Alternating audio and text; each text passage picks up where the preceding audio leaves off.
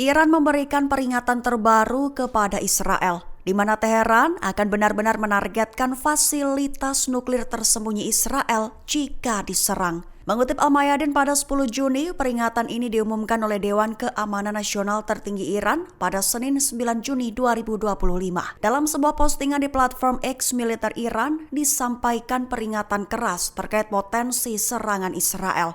Pernyataan itu menegaskan kesiapan Iran untuk merespons setiap tindakan yang dianggap sebagai ancaman kedaulatan dan keamanan. Dengan begitu memperingatkan bahwa jika Israel melakukan serangan terhadap fasilitas nuklir Iran, maka pasukan Iran akan segera membalas.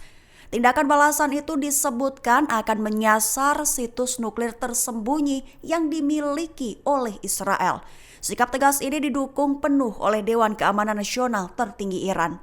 Ditegaskan bahwa setiap serangan terhadap infrastruktur ekonomi atau militer Iran akan direspons dengan serangan balik yang terukur dan tepat sasaran sebagai bagian dari kebijakan pertahanan nasional Iran.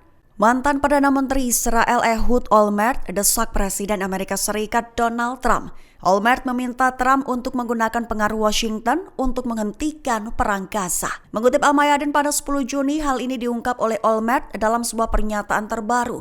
Awalnya Olmert mengkritik keras kelanjutan perang di Gaza, menyebutnya sebagai kejahatan dan memperingatkan bahwa hanya solusi dua negara yang dapat menyelesaikan konflik. Baru setelah itu, Olmert meminta Trump untuk menggunakan pengaruh Washington demi menghentikan perang. Diklaimnya bahwa Amerika Serikat memiliki pengaruh lebih besar atas pemerintah Israel daripada kekuatan lainnya, serta menyatakan bahwa Trump dapat memainkan peran yang menentukan dalam mengakhiri perang Timur Tengah. Tak sebatas itu, Olmert juga melontarkan tuduhan kepada Perdana Menteri Israel Benjamin Netanyahu, di mana disebutnya telah gagal sepenuhnya sebagai pemimpin karena tidak mencegah serangan 7 Oktober 2023 oleh perlawanan Palestina. Houthi Yaman kirim pesan kepada Brigade Al-Qassam, menegaskan bahwa Houthi Yaman akan tetap hadir di medan perang bela Palestina dengan hati dan senjata mereka. Mengutip Tribun News pada 10 Juni, hal ini dikatakan oleh Kepala Staf Angkatan Bersenjata Yaman, Mayor Jenderal Mohammed Al-Gammari dalam suratnya pada 9 Juni 2025. Awalnya, Al-Gammari mengungkap kebanggaan Yaman atas operasi unik dan serangan menyakitkan dari Al-Qassam kepada militer Israel. Baru setelah itu menegaskan bahwa pihaknya akan tetap hadir di medan perang dengan hati dan senjata bela Palestina.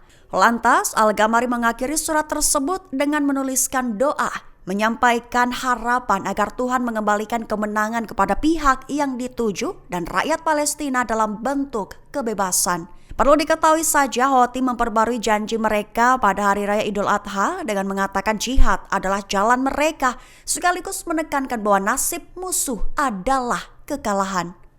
Rudal Angkatan Laut Israel menghantam pelabuhan Hodeidah Yaman pada Selasa 10 Juni 2025 waktu setempat. Di satu sisi, Menteri Pertahanan Israel Katz bersumpah akan memberlakukan blokade laut dan udara terhadap tanah Yaman. Mengutip New Ara pada 10 Juni, sumpah Katz ditulisnya dalam postingan di X pada 10 Juni 2025. Perlu diketahui di awal Israel telah melakukan serangan terhadap sebuah pelabuhan di Yaman. Serangan itu diklaim Israel dilakukan untuk menghentikan penggunaan pelabuhan untuk tujuan militer. Seraya menambahkan bahwa pelabuhan Hodeidah tersebut diklaimnya digunakan untuk mentransfer senjata Houthi. Dengan begitu, Katz selaku Menhan Israel mengucapkan selamat atas keberhasilan tersebut. Katz menegaskan bahwa jangkauan Israel luas, baik di udara maupun di laut. Juga memperingatkan kelompok Houthi bahwa jika mereka terus menyerang Israel, maka mereka akan menghadapi respons yang kuat, termasuk penerapan blokade laut dan udara. Download Tribun X sekarang.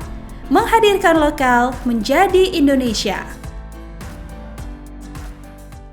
Presiden Palestina Mahmud Abbas menyerukan pengerahan pasukan internasional untuk melindungi rakyatnya. Selain itu, Abbas juga diketahui menyerukan agar Hamas menyerahkan senjata.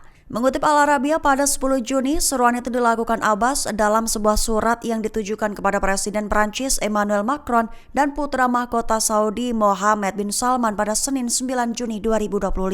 Abbas menguraikan langkah-langkah utama yang menurutnya harus diambil untuk mengakhiri perang di Gaza dan mencapai perdamaian di Timur Tengah.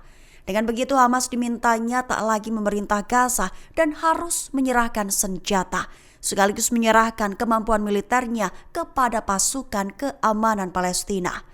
Lebih lanjut, Abbas menyatakan siap mengundang pasukan Arab dan internasional untuk dikerahkan. Tujuannya sebagai bagian dari misi stabilisasi atau perlindungan dengan mandat Dewan Keamanan PBB. Zona perang meluas ke kota Tua Nablus. Militer Israel mengumumkan telah meluncurkan operasi militer dan memberlakukan jam malam di lokasi tersebut. Mengutip Kabarni pada 10 Juni, Gubernur Nablus Ghassan Dahlas mengeluarkan keputusan terbaru pada Selasa 10 Juni 2025, menyatakan menutup semua kantor pemerintah di provinsi tersebut. Mengingat laporan dari sumber-sumber Palestina bahwa pasukan Israel telah menyerbu beberapa lingkungan di kota Tua Nablus, serta pasar Khan Al-Khal, menyerbu dan menggeledah beberapa rumah dan toko, mengacak-acak isinya. Bahkan disertai hadirnya penembak jitu yang tersebar luas di atap-atap gedung melindungi tentara darat.